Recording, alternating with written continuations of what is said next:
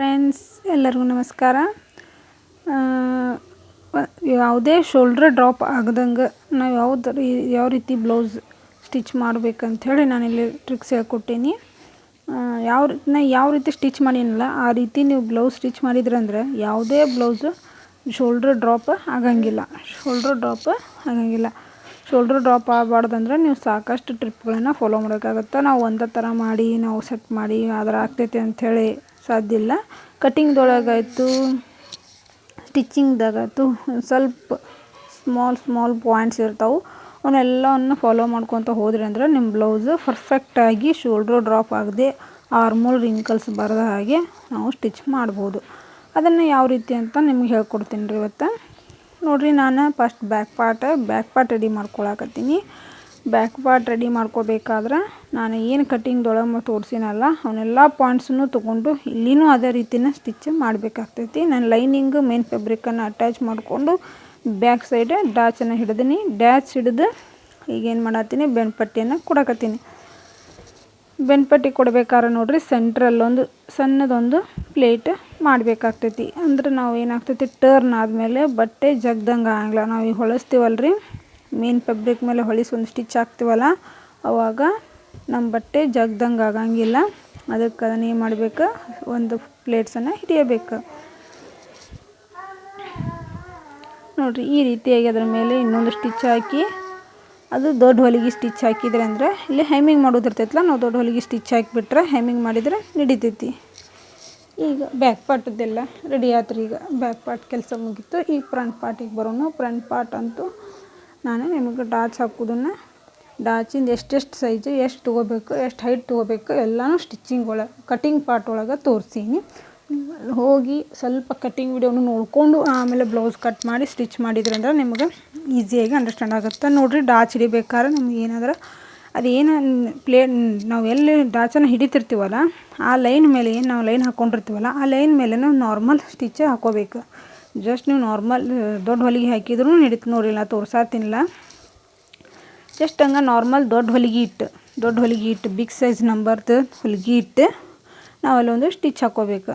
ಹಾಕ್ಕೊಂಡು ಏನು ಮಾಡ್ಬೇಕು ನೋಡಿರಿ, ಫಸ್ಟ್ ಈ ಡಾಚ್ ಹಿಡಿಬೇಕು. ನಾವು ಫಸ್ಟ್ ಸೆಕೆಂಡ್ ತರ್ಡ್ ಹೆಂಗೆ ನಂಬರ್ ಹಾಕಿದ್ನಲ್ಲ ಆ ರೀತಿ ಸ್ಟೆಪ್ ಬೈ ಸ್ಟೆಪ್ನ ನೀವು ಡಾಚ್ ಹಿಡಿಬೇಕು. ಅಂದ್ರೆ ಪರ್ಫೆಕ್ಟಾಗಿ ಕಪ್ಸ್ ಕುಂದಿರುತ್ತೆ. ಮತ್ತು ನಾವು ಯಾಕೆ ನಿಮಗೆ ತೋರಿಸಿದ್ನಲ್ಲ ಒಂದು ಸ್ಟಿಚ್ ಪ್ಲೇನ್ ಸೀದನ ಇಟ್ಟು ಒಂದು ಸ್ಟಿಚ್ ಹಾಕ್ತೀವಲ್ಲ, ಅದನ್ನ ಯಾಕೆ ಹಾಕಿದ್ನಿ ಅಂತೇಳಂದ್ರೆ ನಾವು ಹಿಡಿಯುವಂಥವು ಇದು ಇರ್ತಾವಲ್ರಿ, ಡಾಚ್ ಹಿಡಿತೀವಲ್ಲ ಅವು ಯಾವುದೇ ಹಿಂಗೆ ಉಬ್ದಂಗೆ ಆಗೋದು, ಬಟ್ಟೆ ಲೈನಿಂಗ್ ಅಷ್ಟೇ ತೊಗೊಂಡು ಹೊಲದಂಗೆ ಆಗೋದು, ಇದು ಒಳಗಿಂದ ಮೇನ್ ಫ್ಯಾಬ್ರಿಕ್ ಬರೋಂಗಿಲ್ಲ. ಮೇನ್ ಫ್ಯಾಬ್ರಿಕ್ ನಮ್ಮ ಮೇಲೆ ವಿಸಿಬಲ್ ಆಗ್ತೈತಲ್ಲ, ಅದು ಮೇನ್ ಫ್ಯಾಬ್ರಿಕ್ ಬರೋಂಗಿಲ್ಲ. ನೋಡಿರಿ, ಚಂದ ಕರೆಕ್ಟಾಗಿ ನಮ್ಗೆ ಕಪ್ಸ್ ಸೇಮ್ ಕಟೋರಿ ಏನು ರೆಡಿ ಹಾಕಿರ್ತಾವಲ್ಲ ಕಟೋರಿ ಬ್ಲೌಸ್ ಆ ರೀತಿನ ಫಿನಿಶಿಂಗ್ ಬರ್ತಾವೆ. ಅಂದರೆ ನಮಗೆ ವೇರ್ ಮಾಡಿದಾಗ ಕಾಣಿಸೋದು ಕಟೋರಿ ಬ್ಲೌಸ್ ಹಂಗೆ ಕಾಣ್ತೈತಿ. ಅದಕ್ಕೆ ಆ ರೀತಿ ನೀವು ಸ್ಟಿಚ್ ಮಾಡಿದ್ರೆ ಅಂದ್ರೆ ನಿಮಗೆ ಭಾಳ ನೀಟಂಗೆ ಕುಂದಿರ್ತಾವೆ ರೀ ಕಪ್ಸ್. ಅದಕ್ಕೆ ನೀವು ಈ ರೀತಿ ಅದನ್ನು ಫಸ್ಟ್ ಒಂದು ಸ್ಟಿಚ್ ಹಾಕಿ ಆಮೇಲೆ ಡಾಚನ್ನು ಹಿಡೀರಿ. ಈಗ ಕ್ರಾಸ್ ಬೆಲ್ಟನ್ನು ಅಟ್ಯಾಚ್ ಮಾಡೋದು, ನಾನು ಇದು ಎಲ್ಲವನ್ನು ಕಟ್ ಮಾಡಿ ಅಟ್ಯಾಚ್ ಮಾಡಿಕೊಂಡು ಇಟ್ಕೊಂಡೀನಿ. ಈ ರೀತಿ ಮಾಡಿಕೊಂಡು ಈಗೇನು ಮಾಡಬೇಕು, ಬಟ್ಟೆ ಎಕ್ಸ್ಟ್ರಾ ಇತ್ತು ಕಟ್ ಮಾಡಿ ತೆಗ್ದೀನಿ. ಈಗ ಇದನ್ನ ಈ ರೀತಿ ಟರ್ನ್ ಮಾಡಿ ನಾವು ಅದನ್ನು ಇನ್ನೊಂದು ಸ್ಟಿಚ್ಚನ್ನು ಹಾಕಬೇಕು. ಯಾವಾಗಲೂ ನೀವು ಕ್ರಾಸ್ ಬೆಲ್ಟನ್ನು ಇದೇ ರೀತಿನ ಅಟ್ಯಾಚ್ ಮಾಡಿರಿ, ನಿಮಗೆ ಪರ್ಫೆಕ್ಟಾಗಿ ಫಿನಿಶಿಂಗ್ ಬರ್ತೈತಿ. ಬ್ಲೌಸ್ ಫಿನಿಶಿಂಗ್ ಬರಬೇಕಂದ್ರೆ ನೀವು ಸಾಕಷ್ಟು ಟಿಪ್ಸ್ಗಳನ್ನು ಫಾಲೋ ಮಾಡಬೇಕಾಗ್ತೈತಿ. ಫಾಲೋ ಮಾಡಿದ್ರಂದ್ರೆ ನೀವು ಪರ್ಫೆಕ್ಟ್ ಆದ ಬ್ಲೌಸ್ ರೆಡಿ ಆಗ್ತೈತಿ. ನೋಡಿರಿ, ಇದು ಫ್ರಂಟ್ ಪಾರ್ಟ್ ಈ ರೀತಿ ಆಯ್ತಲ್ಲ. ಈ ನೋಡಿರಿ, ಎರಡೂ ಕಡೆನೂ ಏನು ಕ್ರಾಸ್ ಬೆಲ್ಟ್ ಐತಲ್ಲ, ನಾವು ತೋರ್ಸಾತಿನಿಲ್ಲ, ಕ್ರಾಸ್ ಬೆಲ್ಟ್ ಎಡ್ಜ್ ಎರಡೂ ಕಡೆನೂ ಮೇಲೆ ಅಂತೂ ತೆಳಗೊಂದು ಎರಡೂ ಕಡೆನೂ ಏನು ಮಾಡಬೇಕು, ಒಂದು ಸ್ಟಿಚ್ ಹಾಕ್ಬೇಕು. ಯಾಕಂದ್ರೆ ಕಪ್ಸ್ ಏನಿತ್ತು ಗ್ರಿಪ್ ಆಗಿ ಅಲ್ಲೇ ಹೋಲ್ಡ್ ಮಾಡ್ತೈತಿ. ಅದಕ್ಕೆ ಆ ರೀತಿ ನೀವು ಸ್ಟಿಚ್ ಮಾಡಿರಿ, ಕರೆಕ್ಟಾಗಿ ರೆಡಿ ಆಗ್ತೈತಿ. ಈಗ ನೋಡಿರಿ, ಒಬ್ಬೊಬ್ರದ್ದು ಬ್ಲೌಸ್ ವೇರ್ ಮಾಡಿದ ಮೇಲೆ ನೋಡಿರಿ ಏನದು ಕ್ರಾಸ್ ಬೆಲ್ಟ್ ಇರುತ್ತಲ್ಲ ಎಲ್ಲ ಮುದುಡಿ ಆಗಿರ್ತೈತಿ. ಅದು ಆಗಬಾರ್ದಂದ್ರೆ ನೀವು ಈ ರೀತಿ ಏನು ಹೇಳಿದ್ನಲ್ಲ ಎರಡೂ ಸ್ಟಿಚ್ ಆ ರೀತಿ ಸ್ಟಿಚ್ ಹಾಕ್ರಿ, ಮುದುಡಿ ಆಗೋದಿಲ್ಲ. ಮತ್ತು ಕಪ್ಸನ್ನು ಗ್ರಿಪ್ಪಾಗಿ ಕರೆಕ್ಟಾಗಿ ಹೋಲ್ಡ್ ಮಾಡ್ತೈತದ ಆ ರೀತಿ ಮಾಡೋದ್ರಿಂದ. ಈಗ ಇದು ಉಕ್ಕಿನ ಪಟ್ಟಿ ಇದು, ಹೂಕಚ್ಚು ಪಟ್ಟಿ ಇದು. ಹುಕ್ಕಚ್ಚು ಪಟ್ಟಿ ನೋಡಿರಿ ಈ ರೀತಿ ಅಟ್ಯಾಚ್ ಲೈನಿಂಗನ್ನು ತೊಗೊಂಡಿನಿ. ಯಾವಾಗಲೂ ನಾವು ವೇಸ್ಟ್ ಸೈಡಿಂದನೇ ಸ್ಟಿಚ್ ಮಾಡಬೇಕು. ಉಕ್ಕಿನ ಪಟ್ಟಿ ಆಗಲಿ ಉಕ್ಕಿನ ಮನಿ ಆಗಲಿ ಎರಡೂ ಅಟ್ಯಾಚ್ ಮಾಡಬೇಕಾದ್ರೆ ವೇಸ್ಟ್ ಸೈಡಿಂದನೇ ಅಟ್ಯಾಚ್ ಮಾಡಬೇಕು. ಈ ರೀತಿ ಎರಡೂ ಕಡೆನೂ ಸ್ಟಿಚ್ ಮಾಡಿ ಟರ್ ಮಾಡಿ ಇಲ್ಲೊಂದು ಸ್ಟಿಚ್ ಹಾಕಿದ್ರಂದ್ರೆ ನಿಮ್ಮದು ಉಕ್ಕಿನ ಪಟ್ಟಿ ರೆಡಿ ಆಗ್ತೈತಿ. ನಾನು ಸಾಕಷ್ಟು ವಿಡಿಯೋದೊಳಗೆ ಡೀಟೇಲ್ ಆಗಿ ತೋರಿಸೀನಿ. ಇನ್ನೂ ಒಂದು ಬರೀ ಅದನ್ನೇ ಹೆಂಗೆ ಅಟ್ಯಾಚ್ ಮಾಡ್ಬೇಕಂತೇಳಿ ಒಂದು ವಿಡಿಯೋ ಮಾಡಿ ಹಾಕ್ತೀನಿ. ಆ ರೀತಿ ಮಾಡಿರಿ. ನೆಕ್ಸ್ಟ್ ಉಕ್ಕಿನ ಮನಿ ರೀ. ಉಕ್ಕಿನ ಮನಿದು ಹೆಂಗಪ್ಪ ಅಂತಂದ್ರೆ ಬಟ್ಟೆ ಸ್ವಲ್ಪ ಮೇನ್ ಫ್ಯಾಬ್ರಿಕ್ ತಿಳುವಾಗಿತ್ತು. ಅದಕ್ಕೆ ನಾನು ಇಲ್ಲಿ ಲೈನಿಂಗನ್ನು ತೊಗೊಂಡಿನಿ. ಲೈನಿಂಗನ್ನು ಎರಡೂ ತೊಗೊಂಡು ಇದು ವೇಸ್ಟ್ ಸೈಡಿಂದನೇ ಹಚ್ಕೊತ ಬರತ್ತೀನಿ ನೋಡಿರಿ. ನಾನು ಅಬ್ಸರ್ವ್ ಮಾಡಿರಿ. ನಾವು ಯಾವ ರೀತಿ ಮಾಡ್ತೀನಲ್ಲ ಆ ರೀತಿನ ನೀವು ಟಿಪ್ಸ್ ಫಾಲೋ ಮಾಡಿದ್ರೆ ಅಂದ್ರೆ ನಾನು ಒಂದೊಂದು ವಿಡಿಯೋದೊಳಗೂ ಒಂದೊಂದು ರೀತಿ ಟ್ರಿಕ್ಸ್ ಕೊಟ್ಕೊತ ಹೋಗ್ತೀನಿ. ಅಂದರೆ ನನಗೆ ಅಲ್ಲಿ ಯಾವ ನಿಮ್ಗೆ ನೆಸಸರಿ ಬೀಳ್ತೈತಿ ಎಲ್ಲನೂ ಒಂದು ವಿಡಿಯೋದೊಳಗೆ ಎಕ್ಸ್ಪ್ಲೇನ್ ಮಾಡೋಕ್ಕಾಗೋದಿಲ್ಲ. ಹಾಗಾಗಿ ಒಂದೊಂದು ಇದನ್ನು ಹೇಳ್ಕೊತ ಹೋಗ್ತಿರ್ತೀನಿ. ನೀವು ನೋಡ್ಕೊತ ಹೋದ್ರೆ ಅಂದ್ರೆ ನಿಮ್ಗೆ ಅದರದ್ದು ಐಡಿಯಾ ಬರ್ತೈತಿ. ಹಿಂಗೆ ನೀವು ಫೈನಲಿ ಒಂದು ಬ್ಲೌಸನ್ನು ರೆಡಿ ಮಾಡೋಕೆ ಫಿಟ್ ಆಗ್ತೀರಿ. ರೆಡಿ ಮಾಡೋಕೆ ನಿಮಗೆ ಎಲ್ಲ ನಾಲೆಜು ಬರ್ತೈತಿ. ಹಿಂಗೆ ನೀವೇ ಸ್ವತಃವಾಗಿ ಕಟ್ ಮಾಡಿ ಸ್ಟಿಚ್ ಮಾಡ್ಬೋದು. ಇದು ಉಕ್ಕಿನ ಮನಿ ಪಟ್ಟಿ ಈ ರೀತಿ ಅಟ್ಯಾಚ್ ಮಾಡ್ಕೊಂಡಿನಿ. ಮೇನ್ ಫ್ಯಾಬ್ರಿಕ್ ಲೈನಿಂಗನ್ನು ಎರಡೂ ಈಗಿದೆ ರೆಡಿ ಆದಮೇಲೆ ಈ ರೀತಿ ಇಟ್ಕೊಂಡು ಅವ್ರದ್ದು ಬ್ಲೌಸ್ ತೊಗೊಂಡು ಅವ್ರದ್ದು ಉಕ್ಕಿನ ಮನಿ ಪಟ್ಟಿ ನಮ್ಮ ಪಟ್ಟಿ ಎಷ್ಟು ಐತೆ ನೋಡ್ಕೋಬೇಕು. ಕರೆಕ್ಟಾಗಿ ನಮ್ಮದು ಇತ್ತು ಜಸ್ಟ್ ಇದೇನೈತೆ ನೋಡಿ ಈ ಕಡೆ ಸೈಡ್ ಸ್ವಲ್ಪ ಜಾಸ್ತಿ ಬಂದಿತ್ತು. ಅದನ್ನಿಷ್ಟು ನಾನು ಕರೆಕ್ಟ್ ಮಾಡಿಕೊಂಡು ರೌಂಡ್ ಶೇಪ್ ಮಾಡ್ಕೊಂಡಿನಿ. ರೌಂಡ್ ಶೇಪಾಗಿ ಮಾರ್ಕ್ ಹಾಕ್ಕೊಂಡು ರೌಂಡ್ ಶೇಪ್ ಮಾಡ್ಕೊಂಡಿನಿ. ಈ ರೀತಿ ನೋಡಿರಿ ಇಲ್ಲೇ ಎಷ್ಟು ಕರೆಕ್ಟಾಗಿ ನೀಟಾಗಿ ಈ ರೀತಿ ನೀವು ಅದನ್ನು ಟ್ರಿಮ್ ಮಾಡಲೇಬೇಕು. ಯಾವುದೇ ಬ್ಲೌಸ್ ಆದರೂ ಈ ರೀತಿ ಟ್ರಿಮ್ ಮಾಡಿ ಸ್ಟಿಚ್ ಮಾಡಿರಿ. ನಿಮಗೆ ಕರೆಕ್ಟಾಗಿ ರೌಂಡ್ ಶೇಪಾಗಿ ಬರ್ತೈತಿ.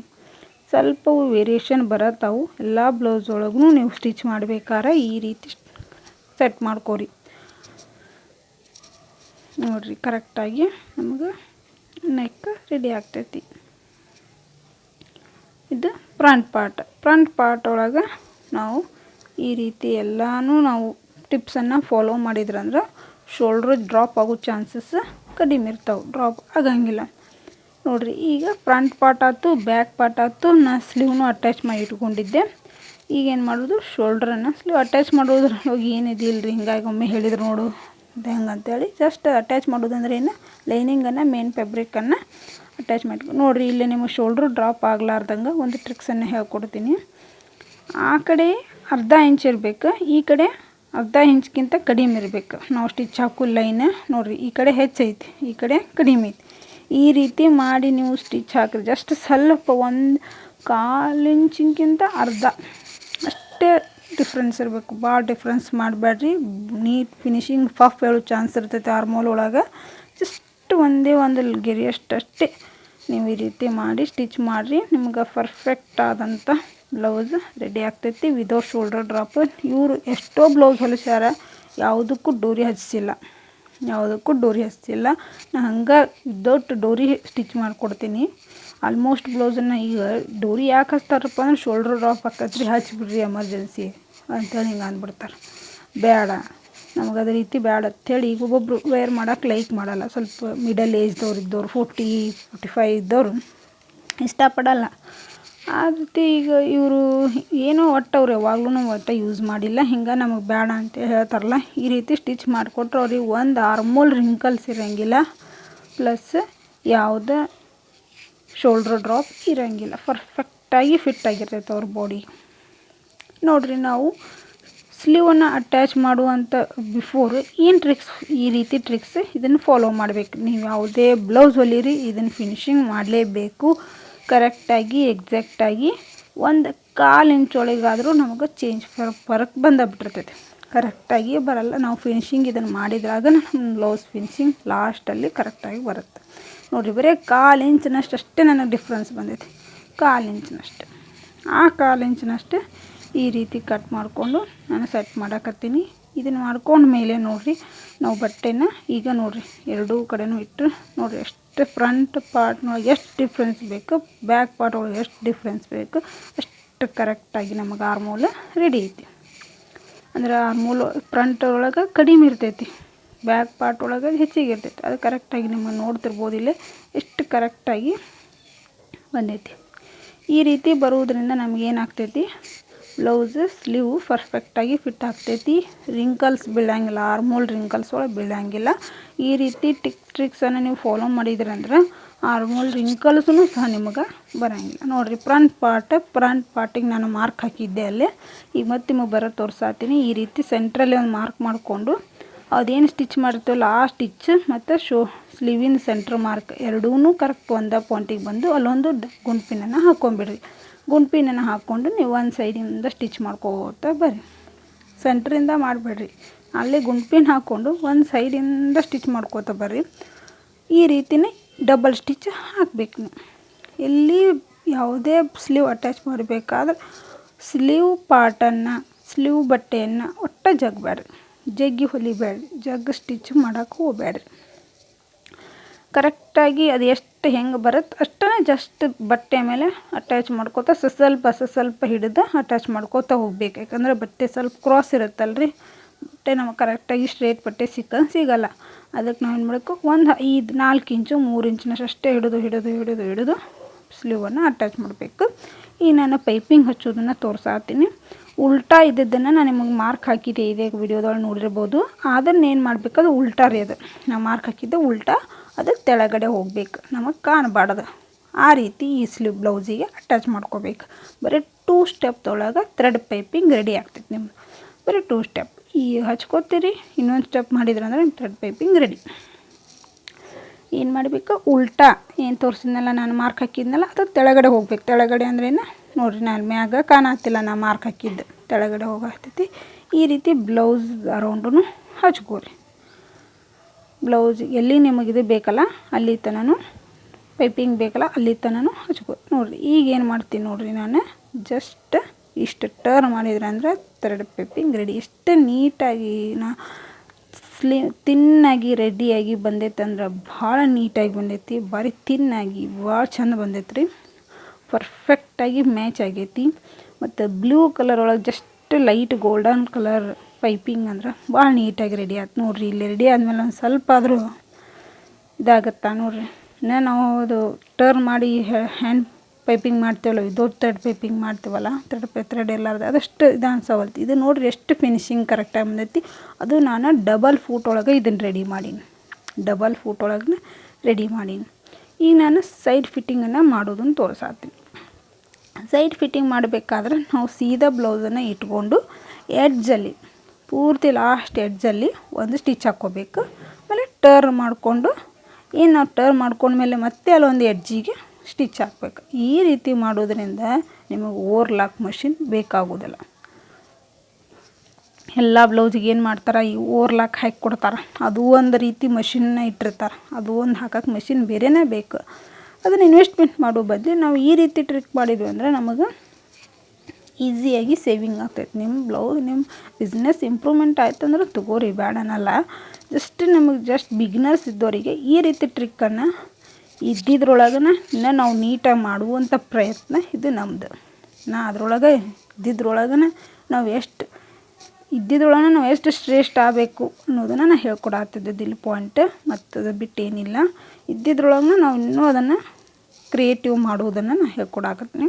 ಈ ರೀತಿ ನೋಡಿರಿ, ಮೂರೂ ನಾನು ಬ್ಲೌಸ್ ಇಟ್ಟನ ವಿದೌಟ್ ಟೇಪನ್ನು ನೀವು ಮಾರ್ಕ್ ಹಾಕಿ ತೋರಿಸಿದೆ. ಅವ್ರದ್ದೇನು ವೇಸ್ಟ್ ಪಾರ್ಟ್ ಇರ್ತೈತಲ್ಲ 4 ಕರೆಕ್ಟಾಗಿ ಫೋಲ್ಡ್ ಮಾಡಬೇಕು. 4 ಪೀಸ್ ಬರುವಾಗ ಮಾಡಿಕೊಂಡು ವೇಸ್ಟ್ ಪಾರ್ಟನ್ನು, ನೆಕ್ಸ್ಟ್ ಆರ್ಮೋಲ್ ರೌಂಡನ್ನು, ಆಮೇಲೆ ಸ್ಲೀವ್ ರೌಂಡನ್ನು ಮೂರೂ ಪಾಯಿಂಟ್ ಹಾಕ್ಕೊಂಡು ಸ್ಕೇಲ್ ಹಾಕ್ಕೊಂಡು ಸ್ಟಿಚ್ ಮಾಡಿದ್ರಿ ಅಂದ್ರೆ ಪರ್ಫೆಕ್ಟಾಗಿ ನಿಮಗೆ ಬರ್ತೈತೆ. ಸ್ಲೀವ್ ಪಾರ್ಟ್ ಒಳಗೆ ಜಸ್ಟ್ ಒಂದು 1/4 ಇಂಚಿನಷ್ಟೇ ಒಳಗಡೆ ಸ್ಟಿಚ್ ಹಾಕಿದ್ರಿ ಅಂದ್ರೆ ಸ್ಲೀವ್ ಫಿಟ್ಟಿಂಗ್ ಕರೆಕ್ಟಾಗಿ ಕುಂದಿರುತ್ತೆ. ನೀವು ನೆಕ್ಸ್ಟ್ ವಿಡಿಯೋದೊಳಗೆ ಇನ್ನೂ ಡಿಟೇಲಾಗಿ ಸ್ಲೀವ್ ಅಟ್ಯಾಚಿಂಗ್ ಮಾಡೋದನ್ನು ಹೇಳ್ಕೊಡ್ತೀನಿ. ಫ್ರಂಟ್ ಪಾರ್ಟ್ ಒಳಗೆ ಉಕ್ಕಿನ ಪಟ್ಟಿ, ಉಕ್ಕಿನ ಮನಿ ಪಟ್ಟಿ ಎರಡೂ ಹಚ್ಚೋದನ್ನು ತೋರಿಸ್ತೀನಿ. ನೋಡಿರಿ, ಪರ್ಫೆಕ್ಟಾಗಿ ಅವರು ಬ್ಲೌಸಿಂದ ಇದೇ ಸುತ್ತಳತೆ, ನಮ್ಮ ಬ್ಲೌಸಿಂದ ಇದೇ ಸುತ್ತಳತೆ ಕರೆಕ್ಟಾಗಿ ಬಂತು. ನೀವು ಇಲ್ಲೇನು ಅಬ್ಸರ್ವ್ ಮಾಡ್ಬೋದು ಅಂದ್ರೆ ಇದೇ ಸುತ್ತಳತಿದ್ದು ಫಿಟ್ಟಿಂಗ್ ಹಾಕಿಲ್ಲ, ಆರ್ಮೋಲ್ ಅರೌಂಡದು ಫಿಟ್ಟಿಂಗ್ ಹಾಕೀನಿ. ಬಟ್ ಇದೇ ಸುತ್ತಳತೆ ಕರೆಕ್ಟಾಗಿ ಬಂದಿತ್ತು. ನಾ ಹೇಳುವಂಥ ಟ್ರಿಕ್ಸ್ಗಳನ್ನ ನೀವು ಫಾಲೋ ಮಾಡಿದ್ರಿ ಅಂದ್ರೆ ಪರ್ಫೆಕ್ಟಾಗಿ ಬ್ಲೌಸ್ ರೆಡಿ ಆಗ್ತೈತೆ ನೋಡಿರಿ. Thank you friends. Subscribe please.